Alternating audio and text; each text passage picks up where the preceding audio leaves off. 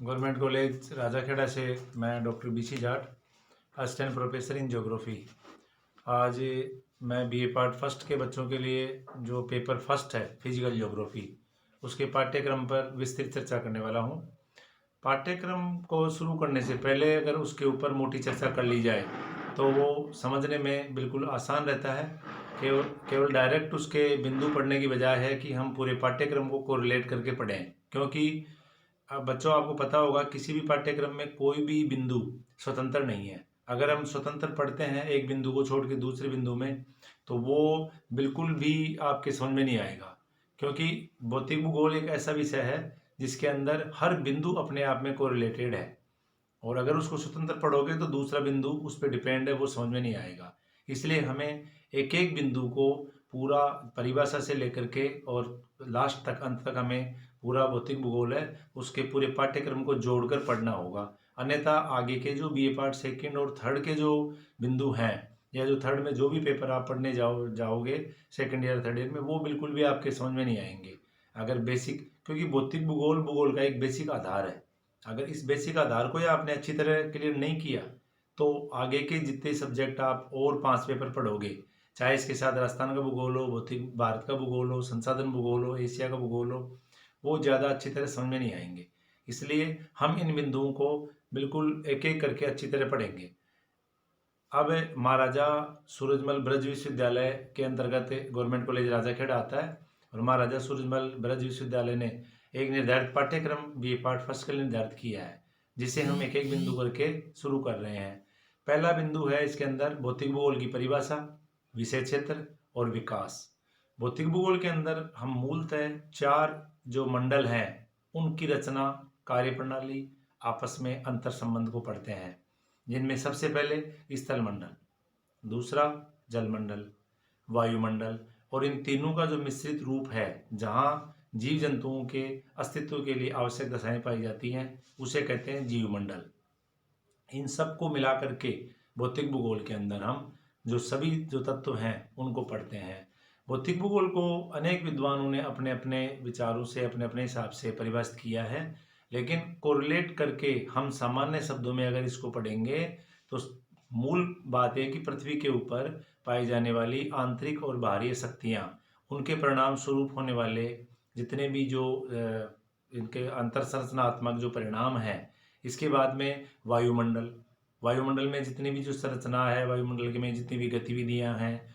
उसके बाद में जो जलमंडल, जल का विस्तार, जल का वितरण, जल में होने वाली गतियां, जल की रासायनिक भौतिक दशाएं, जल में पाए जाने वाले जो महासागरीय संसाधन, इन सभी का जो मिला जुला रूप है, वहाँ जो मनुष्य और अनेक जीव जंतु सब मिलकर के जीव मंडल की जो रचना करते हैं, उन सब का इससे क्या अंतःक्रिया और क्या अंतर संबंध है, इन सब को हम भौतिक भूगोल के विषय के अंदर पढ़ते हैं। आगे हमें पढ़ना होगा पृथ्वी की भूगर्भिक समय मापनी, जियोलॉजिकल टाइम स्केल जिसे हम कहते हैं। हम पृथ्वी 460 करोड़ वर्ष पहले बनी थी। इन्हें 460 करोड़ वर्ष पहले पृथ्वी की जो उत्पत्ति हुई है, उसकी पूरी जो टाइम स्केल है उसको अलग अलग मुख्य जो महाकल्प, कल्प और जो युग और जो छोटे जो कल्प हैं उनमें बांटा गया है। तो उनको हम अलग अलग उसमें पढ़ेंगे कि किस कल्प के अंदर, किस महाकल्प के अंदर, किस युग के अंदर पृथ्वी पर कौन सी भौतिक रचना हुई, कौन सा वो आकार बना, जीवन की रचना कब हुई, जीवन का उद्भूत कब हुआ, उसके बाद कौन कौन से जीव कब कब डेवलप होते गए, किस युग में कौन सा जीव ज़्यादा डेवलप हुआ। जैसे मत्स्य युग किसको कहते हैं, इसके अलावा कोयला युग किसको कहते हैं। आजकल का जो लेटेस्ट युग है वर्तमान में जिसमें हम जी रहे हैं, उसे कौन सा युग कहा जा रहा है, जैसे इसको एंथ्रोपोसीन कह रहे हैं, मानव युग कहला रहा है। इस तरीके से हम पृथ्वी की भूगर्भिक संरचना पढ़ेंगे। इसके बाद हम धरातलीय जो स्वरूप है उसको पढ़ना प्रारंभ करेंगे, जिसमें सबसे पहले हम पढ़ेंगे पृथ्वी की आंतरिक संरचना। पृथ्वी की आंतरिक संरचना में इसका जो कटिबंधन किया गया है, जोनिंग किया गया है, उसको पढ़ेंगे। इसके बाद जोनिंग के बाद इसकी बनावट में किसकी सहभागिता है सबसे ज़्यादा, चट्टानों की, तो हम चट्टानों के बारे में पढ़ेंगे। चट्टानें, इनका बनावट, इसमें संगठन किसका है, कितने प्रकार की हैं, किस तरीके से बनती हैं, एग्जाम्पल सहित हम चट्टानों को पढ़ेंगे। इसके बाद पृथ्वी के ऊपर जो प्रथम श्रेणी के वो आकार है, महाद्वीप और महासागर, उनकी उत्पत्ति के ऊपर हम पढ़ेंगे। तो इसकी उत्पत्ति से संबंधित विभिन्न सिद्धांत दिए गए हैं, लेकिन हमें विस्तार से पढ़ना है महाद्वीपीय विस्थापन सिद्धांत और प्लेट टेक्टोनिक सिद्धांत। इन दोनों सिद्धांतों को हमें पढ़ना है। इसके बाद हमें समस्थिति सिद्धांत पढ़ना है। समस्थिति के ऊपर जो विचार दिए गए हैं, इसमें सर जॉर्ज एरी और प्राट, जोली, आर्थर होम्स आदि के जो विचार हैं उनका तुलनात्मक अध्ययन हमें करना है। इसके बाद जो अर्थ मूवमेंट है, जिसे हम भू संचलन कहते हैं, भू संचलन में एक क्रम बनाया गया है जिसे हम विस्तृत रूप से पढ़ेंगे जब समझ में आएगा कि बड़े बल जिससे बड़े प्रथम श्रेणी के भूआकार बनते हैं उन्हें कहते हैं महादेशजनक एपियोजेनेटिक, और दूसरे हैं ओरोजेनेटिक जिसे पर्वत बनते हैं। इन बलों को हम विस्तार से पढ़ेंगे। इसके अंदर आएगा फिर पर्वत निर्माण के सिद्धांत, mountain building theories. Mountain building के अंदर मुख्य रूप से जो हमें विस्तृत रूप से पढ़ने के लिए विश्वविद्यालय द्वारा निर्धारित जो पाठ्यक्रम निश्चित किया गया उसमें है कोबर और जेफ्रे, डेली और जोली और इसके अलावा आर्थर होम्स। ये सिद्धांत पारंपरिक रूप से हम पढ़ते आ रहे हैं। नूतन जो सिद्धांत है पर्वत निर्माण के, उनमें जो सिद्धांत दिया गया है प्लेट टेक्टोनिक सिद्धांत दिया गया है। ये सारी चीज़ें हैं जिनका हम अध्ययन करेंगे पृथ्वी की आंतरिक शक्तियों के रूप में। अब आंतरिक शक्तियाँ एक बार सक्रिय होकर के धरातल के ऊपर उसकी रचना कर देती हैं। पर्वत बन गए, पठार बन गए, महाद्वीप बन गए, महासागर बन गए। इसके बाद जैसे ही आंतरिक शक्तियाँ अपना काम करके इस तल रूप को विषम बनाती हैं, बाहरी शक्तियाँ अपना काम करना प्रारंभ कर देती हैं, जिन्हें हम इसके अनाच्छादन के प्रक्रम कहते हैं। अब अनाच्छादन के प्रक्रम को पढ़ने के लिए हमें अनाच्छादन पढ़ना होगा। तो प्लेट टेक्टोनिक सिद्धांत के बाद में हम पढ़ेंगे डेनुडेशन, अनाच्छादन। अनाच्छादन के अंदर हम दो चीज़ें पढ़ेंगे, अपक्षय और अपरदन। अपक्षय एक स्थैतिक प्रक्रिया है जिसमें चट्टानें टूट फूट के अपने स्थान पर बिखरती हैं। उसके बाद हम पढ़ेंगे अपरदन। अपरदन में दो प्रकार की सिद्धांत आए हैं, एक चक्रीय, एक गतिक। चक्रीय सिद्धांत सबसे पहले डेवलप हुए थे, गतिक उनके बाद में डेवलप हुए हैं। चक्रीय सिद्धांतों के रूप में सबसे पहले जो सिद्धांत है जिसकी में साइक्लिक जो चक्रीय जो स्थिति है पृथ्वी की आंतरिक संरचना के बारे में, पृथ्वी के ऊपर भूआकारों के बारे में, अपरदन के बारे में, वो जेम्स हटन ने 1785 में दी थी। लेकिन बीए पार्ट फर्स्ट के बच्चों को पढ़ना है WM Davis, William Morris Davis नामक अमेरिकन भूगोलवेत्ता द्वारा दिया गया अपरदन का सिद्धांत, और वाल्टर पैंक जो अल्ब्रेस्ट पैंक के बेटे थे, वाल्टर पैंक के द्वारा दिया गया अपरदन का सिद्धांत। इन दोनों के जो विचार हैं अपरदन पे कि किस तरीके से अपरदन के प्रक्रम अपना प्रभाव दिखाते हुए किसी भी उच्चावच को समतल प्राय मैदान में बदल देते हैं, इस संपूर्ण प्रक्रिया को अपरदन चक्र इन दोनों विद्वानों ने कहा है। और दोनों ने अंग्रेजी और जर्मन भाषा में अपने विचार तुलनात्मक दृष्टि से प्रस्तुत करके किए हैं, जिन्हें हम पढ़ना होगा। इनको पढ़ने के बाद ही हम समझ पाएंगे कि कोई प्रक्रम किस रूप में पृथ्वी के धरातल को, विषमता को धीरे धीरे अपरदित करके समप्राय मैदान में बदलता है।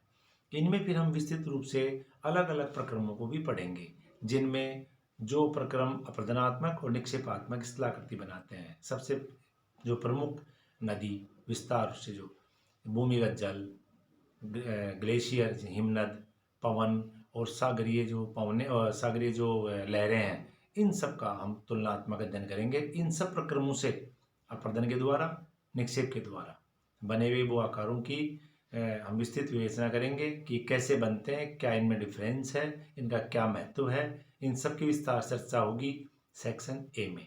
इसके बाद में हम पढ़ेंगे सेक्शन बी। सेक्शन बी के अंदर हमें पढ़ना है वायुमंडल के बारे में। वायुमंडल की पृथ्वी का जो वायुमंडल है उसको पढ़ते समय सबसे पहले हमें पढ़ना है उसका कंपोजिशन, संगठन, किन किन चीज़ों से, किन किन गैसों से वो मिलकर बना है। गैस, धूलकण, जो भी चीज़ें वायुमंडल में है उनसे वो मिलकर बना है, वो हमें इसके एक संगठन में पढ़ना है। इसके बाद हमें पढ़ना है वायुमंडल की संरचना क्या है, अर्थात हमारे पृथ्वी तल, धरातल से लेकर के और वायुमंडल की ऊपरी जो सीमा है वहाँ तक जो वायुमंडल है उसकी लेयर्स हैं, कितनी परतों में बनी हुई है, उनमें गैसेज और जो इनकी जो रासायनिक संरचना है उस संरचना के आधार पे इसको विभिन्न परतों में बांटा गया है। और इन परतों को हम विस्तार से इनमें पाई जाने वाली महत्वपूर्ण गैसों के संदर्भ में पढ़ेंगे। जैसे ओजोन है तो ओजोन को हम थोड़ा विस्तार से पढ़ेंगे। क्षोभमंडल है, क्षोभमंडल में हम सारे जो जैवमंडल है वो अधिकांशतः क्षोभमंडल से और ओजोन मंडल से प्रभावित रहता है। इसके बाद सूर्य तप, जो इंसोलेशन है, इनकमिंग सोलार रेडिएशन जो पृथ्वी पर आती है, इंसोलेशन यानी सूर्य तप को प्रभावित करने वाले कारण, कितनी मात्रा में सूर्य तप आता है, इन सब चीज़ों के बारे में हम पढ़ेंगे। इसके बाद हम पढ़ेंगे सूर्य तप के रूप में ऊष्मा धरातल पे आ गई, तो वो ऊष्मा एयर टेम्परेचर के रूप में हमारी पृथ्वी पर रहती है। तो वायु का तापमान किन रूपों में, किन किन तत्वों से प्रभावित होता है, कहाँ कहाँ इसका वितरण है, विषम वितरण क्यों है, इन चीज़ों को हम पढ़ेंगे। इसके बाद हम पढ़ेंगे इन सब कारकों के फलस्वरूप हमारी पृथ्वी पर वायुदाब की पेटियाँ बनती हैं अलग अलग, जिनमें 4 पेटियाँ हैं, 2 तापजन्य, 2 गतिजन्य। इन 4 वायुदाब की पेटियों के बीच में स्थायी पवने भी हैं और स्थानीय पवने भी हैं। स्थायी पवनों को, जो 3 स्थायी पवने हैं उनके बारे में पढ़ेंगे, और जो स्थानीय पवने और सामयिक पवने हैं उनके बारे में पढ़ेंगे। सामयिक पवनों में मानसून के बारे में विस्तार से पढ़ना है। मानसून और जो छोटी पवने हैं वो शॉर्ट नोट के रूप में आपसे पूछी जाएंगी, उनको हम ज़्यादा नहीं देखते हैं। इसके बाद में मॉनसून विंड्स और लोकल विंड्स के बाद में हम देखेंगे आर्द्रता, क्योंकि वर्षा से सीधा सीधा संबंध है आर्द्रता का। आर्द्रता के प्रकार, आर्द्रता का वितरण आदि को पढ़ते हुए हम पढ़ेंगे बादलों का वर्गीकरण, बादल कितने प्रकार के होते हैं, और बादलों के बाद में हम पढ़ेंगे वर्षा। यानी तीनों तत्व मिले हुए हैं, आर्द्रता, बादल और वर्षा। वर्षा कितने प्रकार की होती है, वर्षा किस रूप में डेवलप होती है, वर्षा किस रूप में धरातल को प्राप्त होती है, वर्षा का वितरण कहाँ कहाँ किस किस रूप में पाया जाता है, और किन किन व्यक्तियों ने, जैसे कि पैटरसन ने बांटा है वर्षा प्रदेश, किन किन रूपों में, कितने प्रदेशों में पृथ्वी के ऊपर वर्षा क्षेत्रों को बांटा गया है। इसके बाद हम जो वायु राशियाँ हैं हमारे समुद्री क्षेत्रों में और धरातलीय क्षेत्रों में, यानी महाद्वीपीय और महासागरीय क्षेत्रों में, उन वायु राशियों का हम एक विस्तार से, उसका जो ब्रॉड क्लासिफिकेशन है उसको पढ़ेंगे। वायु राशियों के जो विस्तार से पढ़ने के बाद में हम पढ़ेंगे वातागर, क्योंकि वातागर के द्वारा ही चक्रवात बनते हैं। वातागर पढ़ने के बाद में हम पढ़ेंगे चक्रवात शीतोष्ण और उष्णकटिबंधीय, दोनों प्रकार के चक्रवातों को हम पढ़ेंगे। उष्णकटिबंधीय चक्रवातों को हम एक आपदाकारी कारकों के रूप में भी, टार्नेडो, हरिकेन, टाइफून और जो बंगाली खाड़ी में आने वाले चक्रवात हैं उनको हम साइक्लोन के नाम से जानते हैं। इन सब को हम विस्तार से क्षेत्रीय उसका संदर्भ दे करके इनकी विस्तृत विवेचना हम करेंगे। इसके बाद हम चक्रवात पढ़ने के बाद में जो महत्वपूर्ण बिंदु है जिसे आपको विस्तार से पूरा पढ़ना चाहिए स्थानीय रूप से, वह है हमारे जलवायु का प्रादेशिक वर्गीकरण। जलवायु का प्रादेशिक वर्गीकरण हम क्यों पढ़ें, जलवायु का इतना स्थानीय स्तर पर हम उसका अध्ययन क्यों करें। जैसे ग्रिफिथ टेलर ने यहाँ तक अध्ययन कर लिया था कि ऑस्ट्रेलिया के अंदर जो अंग्रेज लोग थे उनके स्वास्थ्य के ऊपर प्रभाव पड़ता है, तो उन्होंने क्लाइमोग्राफ और ईथरग्राफ डेवलप किया था। इतनी माइक्रो लेवल पे उन्होंने स्टडी करी थी कि कोई व्यक्ति किसी प्रदेश विशेष में काम करता है तो उस पर वहाँ की जलवायु किन किन रूपों में प्रभावित करती है, इन चीज़ों को भी उन्होंने निर्धारित किया था। इसलिए हमें विश्व की जलवायु को 2 रूपों में पढ़ना है, जलवायु का प्रकार और उसका प्रादेशिक वर्गीकरण।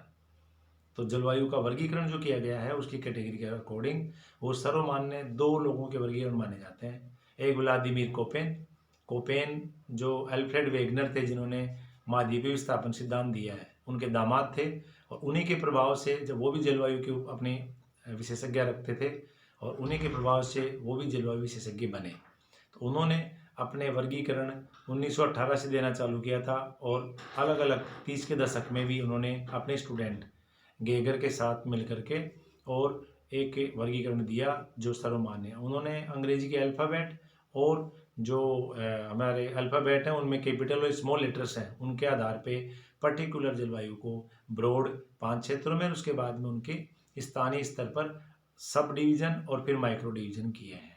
इन सब डिवीज़न, माइक्रो डिवीज़न को हमें विस्तार से उनकी विशेषताओं के साथ पढ़ना है, और उसके बाद हमें थॉर्नथवेट के द्वारा दिया गया वर्गीकरण पढ़ना है। इनके आधार क्या थे, किस बेस पे इन दोनों ने वर्गीकरण किया, इस बेस को भी हमें पढ़ना है।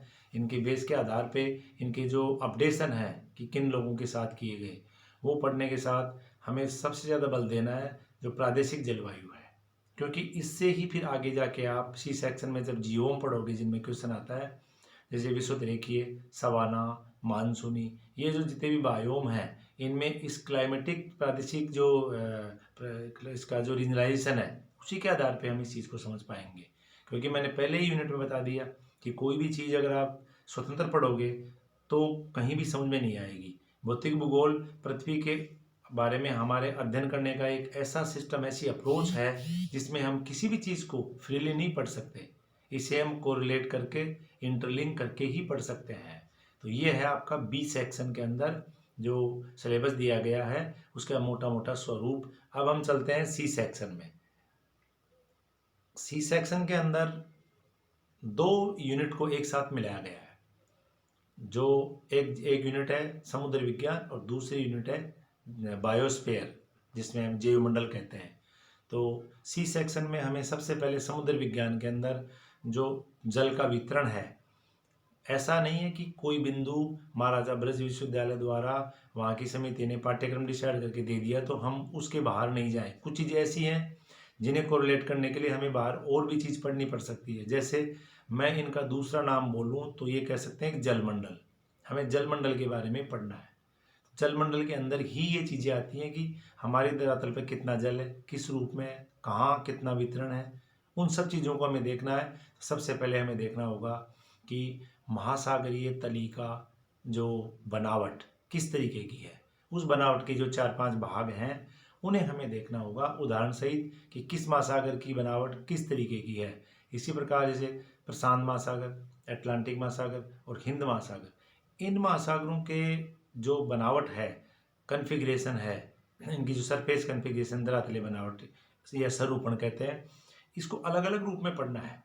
कि जैसे प्रशांत महासागर है तो इसके अंदर कौन कौन से, कितना महाद्वीपीय मगन तट है, कितना ढाल है, कितना मैदान है, कितने गर्त हैं, कितने ट्रेंचेज हैं, कहाँ कहाँ हैं वो ट्रेंचेज, ये सभी चीज़ें हमें अलग से, कितने द्वीप हैं, कितने उसमें कटक हैं, इन सब चीज़ों को हमें अलग से पूरा विस्तार से देखना होगा। इसके बाद हमें जो देखना है महासागरों में धरातल से या महासागर से या वायुमंडल से किन किन रूपों में सेडिमेंट जमा होता है, इन्हें हम कहते हैं महासागरीय जमाव या निक्षेप। इन निक्षेपों का वर्गीकरण और कितने प्रकार के होते हैं, इनमें किन किन चीज़ों का संगठन पाया जाता है, इन चीज़ों को हम इसमें विस्तार से देखेंगे, जो एक महत्वपूर्ण बिंदु है। इसके बाद महासागरीय जल है उसका हॉरिजॉन्टल और वर्टिकल, यानी धरातल में उसका ऊर्ध्वाधर और क्षैतिज दोनों रूपों में जो इसका वितरण है महासागरीय जल का, उसका अध्ययन करना जरूरी है। क्योंकि आगे चल के हम पढ़ रहे हैं इसके साथ जैवमंडल, तो जैवमंडल का बहुत बड़ा भाग, बड़ी जैव विविधता महासागरों में पाई जाती है। तो वो सीधी सीधी जुड़ी हुई है तापमान पर। तापमान किस रूप में, कितना गहराई तक, कितने विषुवत रेखा से उत्तर और दक्षिण तक तापमान का वितरण पाया जाता है, उस चीज़ को हम यदि अध्ययन करेंगे तो हमारे को जैवमंडल वाला जो पार्ट है वो आसानी से समझ में आ जाएगा। इसके बाद हम पढ़ेंगे महासागरों में लवणता। लवणता औसत कितनी है, लवणता कितने प्रकार की होती है, कौन कौन से रासायनिक तत्व हैं जो मिलकर के महासागर को लवणीय बनाते हैं, किस किस जगह, किस किस सागर में, खाड़ी में, महासागर में कितनी लवणता में भिन्नता है, उस भिन्नता का कारण क्या है, क्यों पर्टिकुलर लाल सागर में ही या कैस्पियन सागर में ही या वान झील में ही क्यों इतनी लवणता अधिक है, और वो हिंद महासागर के मध्य में या प्रशांत महासागर के मध्य में वहाँ इतनी लवणता क्यों नहीं है, इनकी रेवे सागरों में क्यों है। तो हम ये सब चीज़ों का विस्तार से उदाहरण सहित अध्ययन इस बिंदु के अंदर करेंगे। अब इसके बाद में जो बिंदु आता है वह ज्वार भाटा। ज्वार भाटा एक गतिक क्रिया है जिसे, जो हमारे संसाधनों को, धरातल को, मानव जाति को प्रभावित करता है, कुछ रूप में सकारात्मक जिससे हम ऊर्जा बनाते हैं, कुछ रूप में नकारात्मक। ज्वार भाटा के उत्पत्ति के महत्वपूर्ण सिद्धांत हैं। ज्वार भाटा क्यों उत्पन्न होता है, कितने प्रकार का होता है, कब कब आता है, उसके क्या क्या कारण हैं, ये सारी विस्तार से हम विवेचना पढ़ेंगे। ज्वार भाटा के बाद में सागरीय जो लहरें हैं, वेव्स, और जो करंट हैं, धाराएं, उनके बारे में पढ़ेंगे। तीनों महासागरों में, प्रशांत महासागर, हिंद महासागर और अटलांटिक महासागर की गर्म और ठंडी धाराओं के बारे में हम विस्तार से पढ़ेंगे। इसके बाद हम एक जैव विविधता के पार्ट के रूप में कोरल रीफ्स, प्रवाल भित्तियों का भी अध्ययन करेंगे। यदि प्रवाल भित्तियाँ कितने प्रकार की हैं, किन दशाओं में वो महासागरों में उत्पन्न होती है, किन किन विद्वानों ने प्रवाल भित्तियों की उत्पत्ति के बारे में बताया है, जिनमें डार्विन, डेविस, मरे क्या, डेली, इन लोगों ने जो कोरल रीफ है इसके बारे में, इनकी उत्पत्ति के बारे में अपने अपने सिद्धांत दिए हैं। और जो वर्तमान में इनका ब्लीचिंग हो रहा है, जो प्रवाल विरंजन हो रहा है, ये क्यों हो रहा है, क्या कारण है, क्यों प्रवाल कम हो रहे हैं, उनका क्यों अवसान हो रहा है, ये सब चीज़ें हम इसमें पढ़ेंगे। इसके बाद प्रवाल विरंजन के बाद में इनकी उत्पत्ति के पढ़ने के बाद में जो महत्वपूर्ण बिंदु है, एक सामान्य रुचि का जो विषय है उसके बारे में हम पढ़ेंगे। महासागरीय संसाधन, महासागरीय संसाधन कितने प्रकार के होते हैं, महासागरों में हम कौन कौन संसाधन प्राप्त करते हैं, उनके बारे में पढ़ने के बाद जो चौथी इकाई में बता रहा था बायोस्फीयर, जैवमंडल, वह यहाँ प्रारंभ होती है। बायोस्फीयर के बारे में हम पढ़ेंगे तो उसके कंपोनेंट्स कि जैवमंडल में कौन कौन से संगठक हैं। इसके बाद पढ़ेंगे हम इकोसिस्टम, पारिस्थितिकी तंत्र, पारिस्थितिकी तंत्र की विस्तृत विवेचना करेंगे, इसकी कार्यविधि, इसके संगठक, इसके प्रकार, ऊर्जा का प्रवाह, खाद्य श्रृंखला, खाद्य जाल, इन सब चीज़ों को हम विशेष उदाहरण दे करके पढ़ेंगे। इसके बाद में इकोसिस्टम के बाद में हम पढ़ेंगे जो पादप समुदाय और प्राणी समुदाय, प्लांट किंगडम और एनिमल किंगडम, धरातल के ऊपर वनस्पति का वितरण और जीव जंतुओं का वितरण किस रूप में, किस श्रेणी के अंदर, किस पिरामिड के अंदर या किस कैटेगरी में पाया जाता है, वो हमें देखना है। और इसके प्लांट कम्युनिटी एनिमल किंगडम के बाद में पढ़ेंगे जीवोम। हमारे धरातल पर भूमध्य रेखा से लेकर ध्रुव तक अलग अलग जलवायु के अंदर, अलग अलग जलवायु दशाओं के अंदर कितने प्रकार के जीवोम हैं, किस प्रकार से बनते हैं, इनमें कौन कौन से जलवायु दशाएं हैं, कौन से जीव जंतु पाए जाते हैं, कौन सी वनस्पति पाई जाती है, उदाहरण सहित हम जीवोम के बारे में पढ़ेंगे। कुछ जीवों में से जिनको हमें विशेष अध्ययन करना है, उन पे बड़ा क्वेश्चन पर्टिकुलर जीवोम पे भी आ जाता है। इनमें सवाना है, मानसून जीवोम है, इनके बारे में हमें जैसे भूमध्य सागरीय वर्षावन है इनका, या जो हमें शीतोष्ण घास प्रदेश है, इन सब के बारे में हमें विस्तृत विवेचना करनी है। पूरा डिटेल में इनका एग्जाम्पल दे करके हमें पढ़ना है। ये 3 सेक्शन महत्वपूर्ण रूप से दिए हुए हैं जो मूलतः 4 भागों में है। पृथ्वी के बारे में जो अध्ययन है, जो हमें भौतिक भूगोल पढ़ना है, उसको 3 सेक्शन 4 भागों के दिए हुए हैं। इन चारों भागों को मिला करके पढ़ना है। यदि आप इनमें एक भी बिंदु मिस करते हैं तो पूरी चेन टूटती है इसकी, और पूरी की पूरी चीज़ समझ में नहीं आती है। इस चीज़ को सहज और सरल भाषा में हमें पढ़ने के लिए कुछ पुस्तकों की आवश्यकता होगी, जो कुछ बच्चे इंग्लिश मीडियम के हो सकते हैं, कुछ बच्चे हिंदी मीडियम के हो सकते हैं। इसमें बहुत सारी किताबें साइट पे दे रखी हैं, बहुत सारी किताबें, कुछ पत्र पत्रिकाएं भी हैं जिनसे भी आप पढ़ सकते हो। लेकिन जो महत्वपूर्ण पुस्तकें जो दे रखी हैं इंग्लिश में, स्ट्रालर एंड स्ट्रालर की एलिमेंट्स ऑफ फिजिकल ज्योग्राफी है, तो उसका इंडियन एडिशन आ गया है, जॉन वायलिस है। और दूसरी जो RN थिक्का के जो सबसे लंबे समय से पढ़ते आ रहे हैं हम, हिंदी के अंदर जो महत्वपूर्ण पुस्तक है वो मेरी खुद की लिखी हुई भी है, भौतिक भूगोल, उसका पब्लिकेशन मलिक एंड कंपनी है, जिसका जो लेटेस्ट वर्जन है, क्योंकि ऑनलाइन कुछ बुक्स मिलती हैं, उन बुक्स के अंदर पुराने एडिशन भी आजकल ये कंपनियां आपको दे सकती हैं, इसलिए मैंने इसका कवर पेज डाला है। ये जो भी चीज़ें मैंने आपको सिलेबस में बताई वो बिंदुवार, प्रथम बिंदु से लेके अंतिम बिंदु तक सहज और सरल स्वाभाविक भाषा के अंदर इस भौतिक भूगोल के अंदर दी हुई है। और ये फ्लिपकार्ट के ऊपर, आपको कहीं कोई बाजार में कहीं दुकान पे जाने की आवश्यकता नहीं है, घर बैठे आपको फ्लिपकार्ट और फ्लिपकार्ट के अलावा अमेजन पे मिलती है, पर फ्लिपकार्ट से इसका कनेक्शन है, आप इसको वहाँ से खरीद सकते हैं। इसके अलावा बीच बीच में मैं आपको पूरी इसकी जो डिटेल है वो बताता रहूँगा, और क्रमवार मैं आपको ये सारे के सारे टॉपिक अभी आगे से आपको भेज रहा हूँ। Thank you.